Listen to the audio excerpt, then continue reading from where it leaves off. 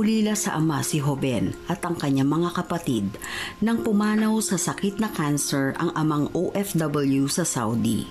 Kaya naman napilitan silang magtrabaho at huminto na lamang sa pag-aaral. Nagalit ako noon sa buhay namin kasi sobrang hirap namin. Nakita ko yung mga mistakes ng mga magulang ko. Sabi ko, paglaki ko, hindi ko gagayahin yung mga pagkakamaling yon. Balang araw, yayaman ako sa kahit na anong paraan. Sa kagustuhang makawala sa dinadalang galit, pinaunlakan ni Joven ang paanyaya ng kaibigan na dumalo sa Krisyanong gawain. Umasa si Joven na ito ang magpapalaya sa poot na nadarama. Inimbitahan ako ng ilang mga kabataan doon sa lugar namin. Umatin naman ako ng Bible study and then also the church. Naging active ako sa ministry, sa music ministry. Ang dami kong tanong sa Diyos. Sabi ko, bakit ko dinaanan yung mga paghihirap na ganito sa buhay namin? I tried to find the answer sa iba. So umatin ako ng mga iba-ibang churches. Kaya lang nung umatin ako ng ibang faith, na lalo na nung i-deny ko si Christ as my Lord and Savior, parang hindi ko matanggap eh. I decided na bumalik dun sa church na inatinan ko before. May nag-prophesy sa akin na sabi, magiging pastor ako. For me, it's a joke. Kasi nakikita ko yung mga buhay ng mga pastor namin, talagang ang hirap eh. Parang hindi yun yung pangarap na buhay na gusto ko para sa akin. Gusto ko maging mayaman. So, nung first year college ako, nag-try ako mag-apply sa isang fast food chain. Yun yung naging source ko para makapag-aral ako. Hanggang sa matapos ko nga yung course ko as an electronics engineer. Habang wala pa ako mahanap na trabaho, nag-apply ako as janitor and messenger. Nagpalipat-lipat din si Joven ng trabaho hanggang sa siya'y napunta sa isang printing company. Lumipas ang mga taon, siya ay inilipat ng kanyang boss sa kanilang branch sa Pampanga mula sa Maynila upang hindi na mapag-initan ng kanyang bisor. Hindi naging madali yung buhay ko kasi from the very beginning ng pag-start ko sa trabaho, pinag-initan kaagad ako ng supervisor ko. Nakita ng manager namin na parang ang hirap ng situation ko. Inopera niya ako na lumipat sa ibang branch kasi may opening noon during those times sa Pampanga. Pikit mata, kinuha ko kahit malayo. Sabi ko, sige, okay lang, basta makapagtrabaho ako. Sa kanyang pamamalagi doon, isang karamdaman ang tumama sa kanya. So, noong 2004, nagkaroon ng opening sa Canada. Kaya lang, nung ko ng medical examination ko, doon nakita na meron pala akong hepatitis B. Na-frustrate ako during those times kasi pangarap kong yumaman eh. And then ito, ngayon yung pagkakataon, and yet parang hindi ito mangyayari. Wala akong choice kundi bumalik sa company na pinapasukan ko. Sa kabila ng karamdaman, nanatili sa Pampanga si Joven at dito nagdesisyong bumuo ng pamilya ng pakasalan ang kanyang kasintahan. Lalong nagsumikap si Joven sa trabaho bilang tugon sa panata niya na hindi siya maghihirap. Kaya habang namamasukan, nagsimulang magtayo ng sariling negosyo si Joven bilang sideline hanggang sa ito ay lumago. Napansin ng boss ko na medyo conflict of interest yung negosyo ko doon sa trabaho ko. So sinabi niya sa akin na you have to choose negosyo ba o trabaho. And since medyo maganda naman yung flow ng negosyo namin, pinili ko yung negosyo. Pero in spite of that, hindi ako naging kontento. I'm craving na maging mayaman as early as possible. Hanggang sa to the point na pumasok ko sa mga illegal things. Pinasok ko sa negosyo ko, nandoon nanluloko ko sa iba just to gain more. Dumating sa akin yung mga consequence sa lahat ng mga ginawa ko. Nawala lahat ng bagay na pinaghirapan namin, nagkautang-utang kami, and almost makulong ako. Mayabang ako noon. I think lahat ng bagay pwedeng bayaran. Pero after mawala lahat ng aming pinaghirapan, doon nangusap sa akin ng Panginoon na kahit wala kami, still merong kapayapaan sa puso ko. Sabi ko, Lord, who am I para ma-receive itong miracle mula sa iyo? I just thank God for that situation kasi nakita ko kasama ko siya. And that night, nanalangin kami and God speak through me into prayer. Sabi niya sa akin, if you will follow me, I will be with you till the very end of age. Na hindi ko naintindihan noon. Hanggang sa minsan na-invite kami sa isang Bible study na dati in-invite na ako pero ayaw ko eh. Kasi alam ko sa puso ko meron akong ginagawang kalokohan. During those time ng Bible study namin, nabanggit niya yung Matthew 28 verse 20. So that's the time nakita ko na kung anong ibig sabihin sa akin ng Panginoon nung prayer time ko noon, that I will preach the gospel. And yung desire ko biglang nagbago. Masasabi ko na yun yung time na talagang na-born again ako. Kinuha ng Panginoon lahat ng kung ano yung meron kami. Hinabol naman talaga siya ng Lord. Binago niya yung attitude niya. Nag-focus siya sa ministry. As a husband naman, mas nagkaroon siya ng time sa amin, sa family namin. After I followed God, some other day, biglang sumakit yung kanang bahagi ng katawan ko. So nagpa-check up ako sa doktor, only to find out nung chinek up nila, kumuha ko ng HEPA profile. Sabi niya, wala kang hepatitis B. In fact, meron kang immune system na nabuo sa buong katawan mo. Nagsimula ulit ng negosyo si Joven gamit ang pinagbentahan ng kanyang ari-arian. Ngayon, maganda ang takbo ng kanilang negosyo at nakapagpundar na rin ng 5 property si Joven at may isang farmland. Nagkaroon rin ng reconciliation sa kanilang pamilya. Patuloy din siyang ginagamit ng Panginoon sa kanilang church na ECRC at nagsimula ng samahan na grouping for business sa mga nais na matutong magnegosyo sa kanilang simbahan. There are times na mahina ang business pero the Lord is good. Na-appreciate mo na laging nandyan si Lord, ginagabayan ka niya. And nagbago na yung perception ko about richness. Na hindi mo naman pala dapat kailangang hanapin yung kayamanan. Because si Lord pa lang is enough.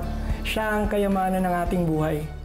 Alam mo, Peter, hindi namang mali na gusto mo magkaroon ng stability, lalo na when you grow up, di ba, sa kahirapan.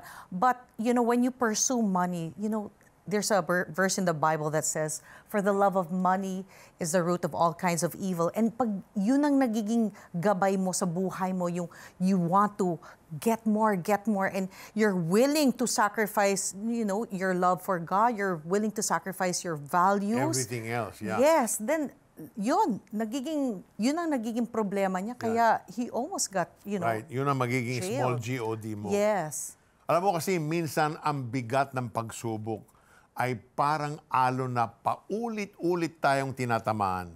Ganyan ang pinagdaanan ni Joven. Pero sa gitna nito, nangako si Joven sa sarili, hindi ko uulitin ang pagkakamali ng nanay ko. Hindi ako maghihirap habang buhay. At doon nagsimula ang kanyang laban na hindi lang pisikal, kundi spiritual. Nagtrabaho siya sa fast food, lumipat-lipat ng trabaho, nagkasakit, nagkapamilya, nagkaproblema sa employer, pero hindi siya sumuko. Sa halip, ginamit niya ang natutunan sa nanay niyang negosyante para magsimula ng sariling business. At kahit ilang beses siyang nadapa, tumayom siya muli. Pero ang tunay na tagumpay ni Joven ay hindi lang sa negosyo, hindi lang sa ari-arian, kundi sa pagbabago ng puso. Sa isang simpleng imbitasyon sa Christian activity, unti-unting nabura ang galit, napalitan ng kapayapaan at direksyon. Nagturo siya ng negosyo at naging gabay sa mga ibang tao. Mga kapatid, kung si Joven ay binago ng Diyos, kaya ka rin niyang baguhin. Hindi hadlang ang kahirapan at ang iyong nakaraan. Ang kailangan lang ay isang desisyon, isang panalangin, isang pagtanggap. God's word says in Romans 10:9, if you declare with your mouth Jesus is Lord and believe in your heart that God raised him from the dead, you will be saved. Today is your moment of new life. No matter what your past was, Jesus offers forgiveness, peace, and a fresh start. If you are ready, open your heart to him and invite him to be your Lord and Savior right this moment. Let's pray. Dear Lord, thank you for your word, that I believe with all my heart, that if I confess with my mouth that you are Lord and believe in my heart that you, O God, raised Jesus from the dead, I will be saved. So right now, I am willing to do that, Lord. I come to you and I ask your forgiveness. Lord, I want a change of life. And so this very moment, I confess you. Jesus, be the Lord of my life. Jesus, be my Savior. Thank you for loving me. Thank you for dying on that cross to pay for all of my sins in the past, my sins today, and my sins in the future. Thank you for giving me the most precious gift, eternal life. I receive this now in Jesus' name. Amen and amen. Sumabay ka ba sa prayer at tinanggap si Jesus bilang Diyos at tagapagligtas? Balitaan mo naman kami. Please send us the message, "Yes, tinanggap ko si Jesus," through text or via the 700 Club Asia Facebook Messenger o comment section ng YouTube channel o tumawag sa Prayer Center para maipagdasal ka namin. Grow in your faith. Join our online Bible study group today. Just type BSG in the comment section of the 700 Club Asia YouTube channel or Facebook Messenger to receive details. Nakita natin sa kwento ni Joven kung paano siya binago ng Diyos. Pwede rin itong mangyari sa iyo. Kung may tanong ka sa puso mo o gusto mong maipag-pray, tumawag ka lang sa CBN Asia Prayer Center. 24/7 na handang makinig, magdasal at samahan ka ng mga Prayer Center representatives sa iyong faith journey. Call now, let hope begin. Dahil gaya ni Joven, ang kwento ng buhay mo ay pwedeng baguhin at pagpalain ng Diyos. Kung na-inspire ka sa kwento ni Joven, marami pang kwento ng pag-asa, pagbabago at himala ang naghihintay sa iyo. Makakahanap ka ng mga kwentong tulad ng kay Joven, mga kwentong nagbibigay lakas, pag-asa at pananampalataya mula sa aming social media accounts. Sundan kami sa Facebook, Instagram, X at YouTube channel ng The 700 Club Asia. Dito, hindi ka lang manunood, makikibahagi ka sa paglago patungo sa iyong pagbabago. So, go ahead, follow us now. Let your faith journey start right here, right now. Ang pag-asa ay parang isang buto. Kailangan ng pag-aaruga upang lumago. Dahil sa inyong suporta, patuloy ang CBN Asia sa pagtatanim ng pag-asa. Hindi tayo titigil dahil marami pa ang kababayan nating nangangailangan nito. Maging kabahagi na at mag-donate ng 500 pesos sa CBN Asia. Bilang pasasalamat, makakatanggap ka ng access sa A Proverb a Day Reading Plan and 31-day video devotional to gain wisdom, guidance, and encouragement for daily life.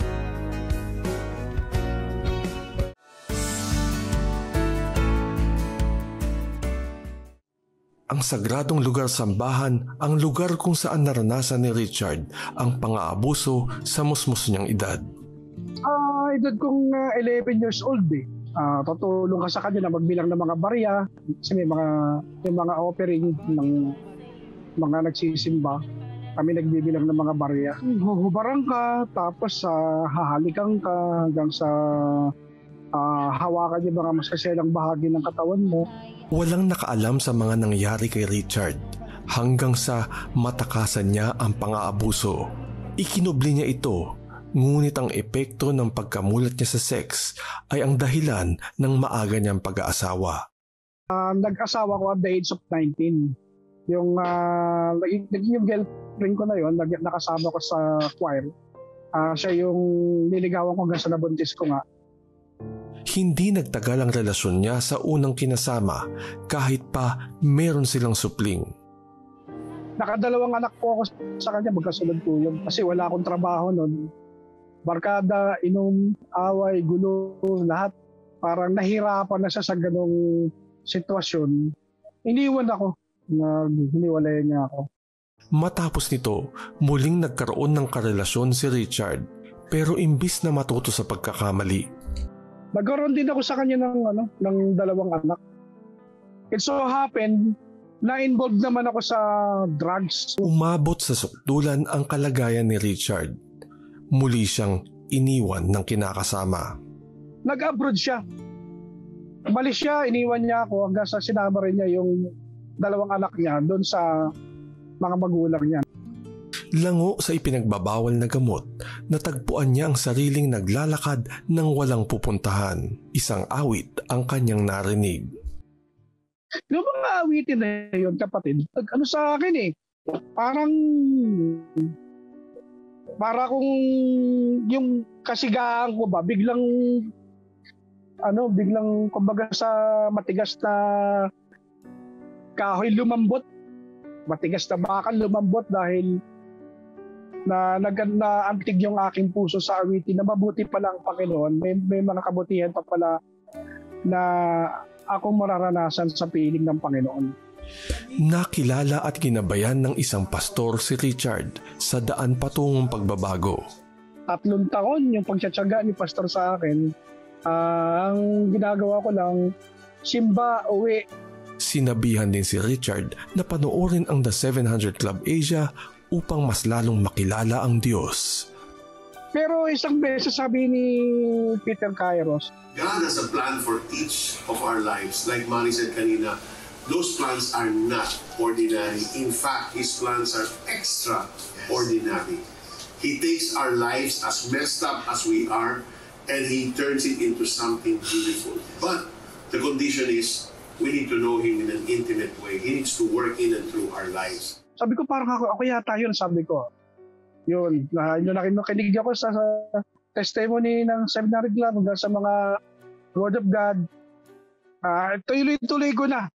Sa pamamagitan ng discipleship, naranasan ni Richard ang tunay na pagbabago.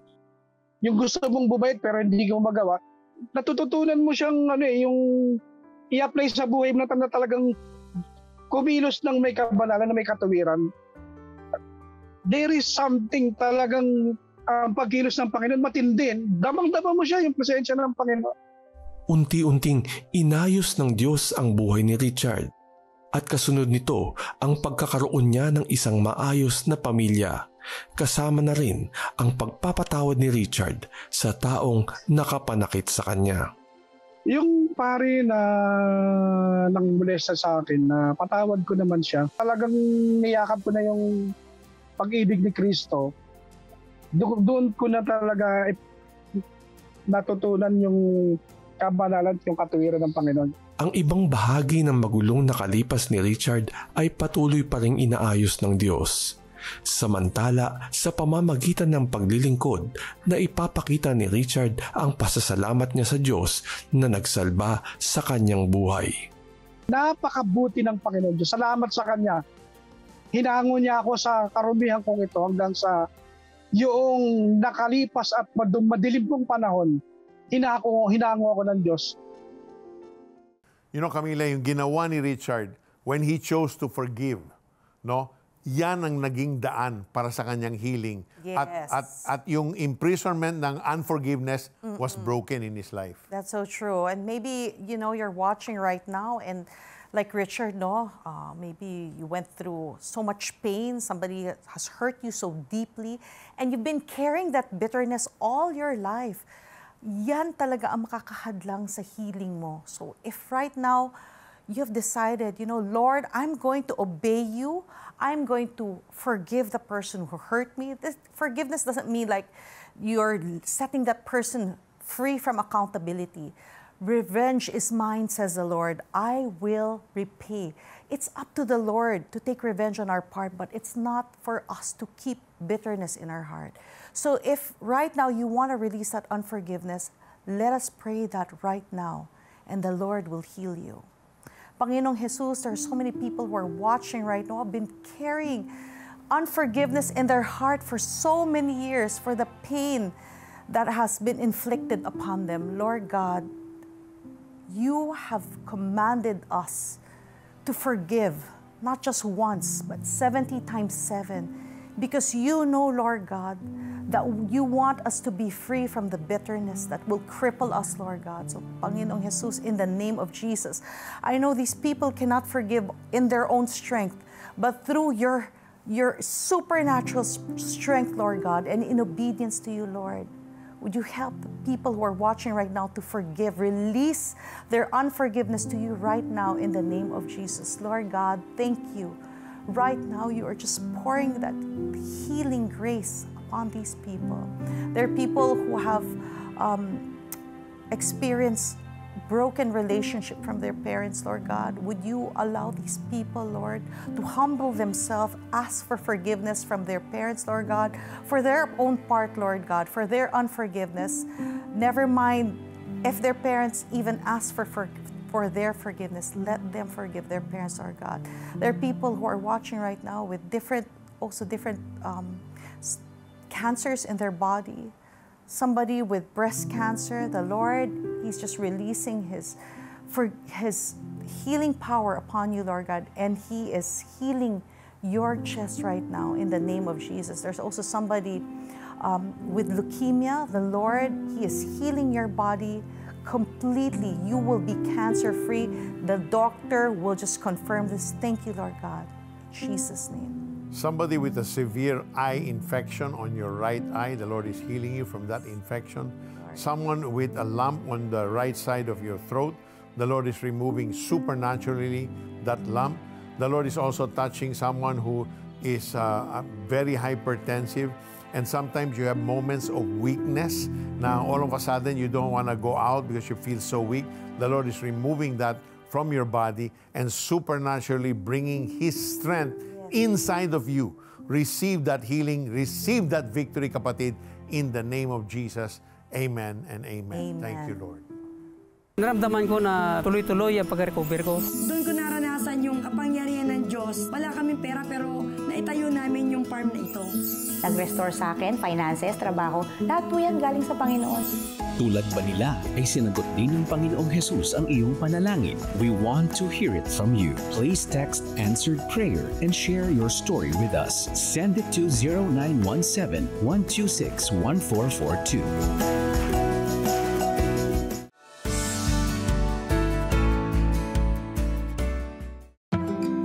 Ang salita ng Diyos ay isang tanglaw. Liwanag sa dilim, gabay sa naliligaw. The best kong babasahin at ibabahagi mo araw-araw. Dahil ang ilaw ng mundo ay ang salita na namumuhay sa iyo. Panahon na upang maging tanglaw.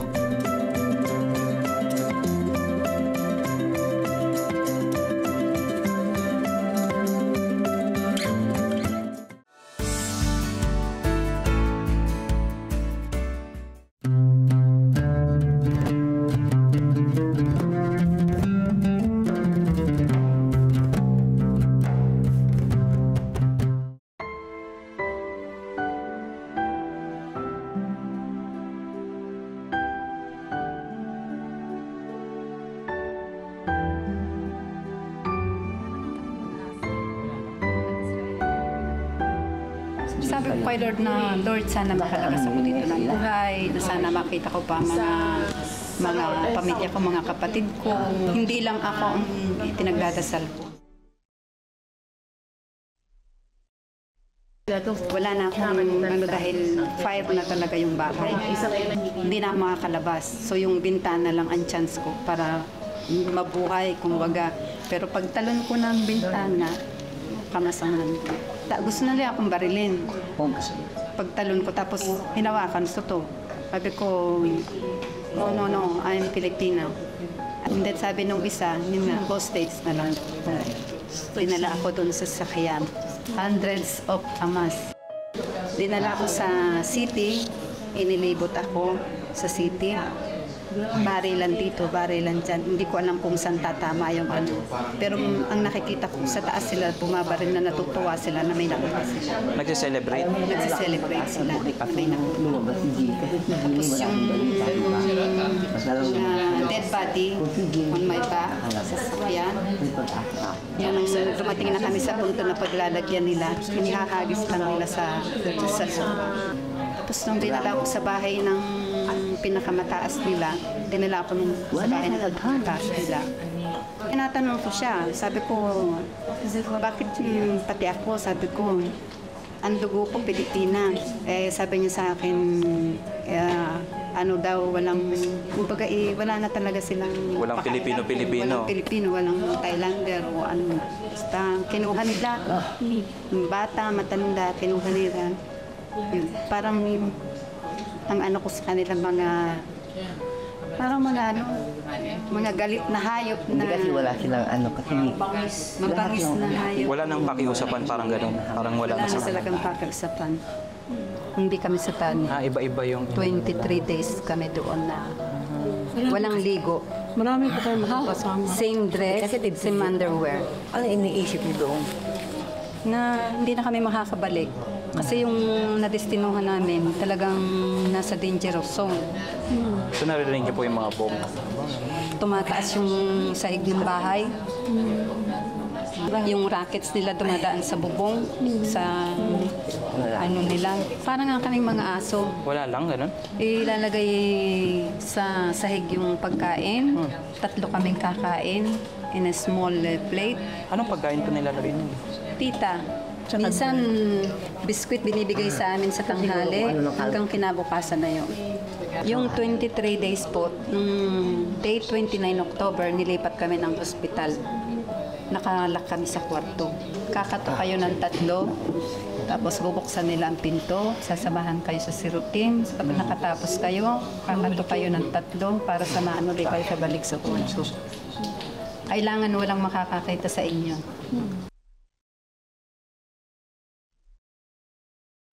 May kasama ko nga gusto nang magpakamatay. Pinag-pray ko siya. Yun, medyo nag-ano siya, naniwala siya, kaya naging magkaibigan kami.